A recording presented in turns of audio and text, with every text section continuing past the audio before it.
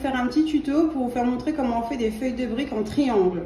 Alors c'est ultra simple. Vous prenez votre feuille de briques, normalement c'est un rond. Bon, moi j'ai coupé en deux pour faire des petites portions, voilà, où il y en a plusieurs. Alors vous prenez votre feuille de briques, la moitié. C'est le même principe même avec les grandes, mais pour les triangles, je vous conseille de faire la moitié d'une feuille de briques. Alors vous prenez le côté rond, vous le rabattez jusqu'à peu près au milieu ou trois quarts. Vous prenez votre fromage, le fromage que vous voulez, hein. Il y en a, ils mettent du kiri, il y en a, ils mettent du fromage râpé directement dans la farce. Là, moi, j'ai pas de fromage râpé, du coup, je vais mettre du Leerdammer. Je le mets en dessous de ma farce, là.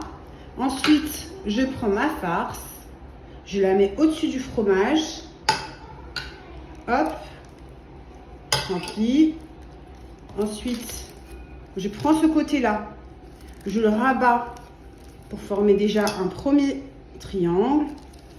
Je la repositionne en face. Et de ce côté-là, vous repartez en face. Forme triangle. Et là, vous pouvez ajuster si ça déborde un peu. Vous repartez en face. Pareil, même principe, en face. Et en général, il vous reste toujours un petit bord comme ça. Vous le mettez soit à l'intérieur, soit vous mettez un peu de gras pour faire coller. Mais à la poêle, lors de la cuisson, ça va coller automatiquement. Je vous refais encore une, histoire d'être sûr que vous avez bien vu la gestuelle. Prenez votre moitié de feuille de brique. Vous rabattez le côté rond. Vous mettez votre fromage. Ici. Au-dessus, je mets ma farce. Il y en a qui mettent énormément de moins. Moi, j'en ai moins parce que comme ça reste un peu... La feuille de brique, elle reste un peu croustillante. Pas trop pâteuse. Voilà, vous ajustez par rapport à votre morceau de fromage.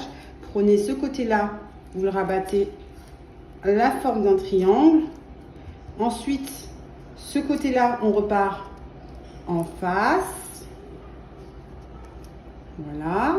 Ensuite, on ajuste quand ça déborde. On reprend en face comme ça.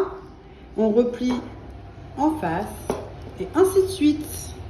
Et là, on n'a même pas besoin de replier. À la cuisson, ça va se coller automatiquement. Voilà.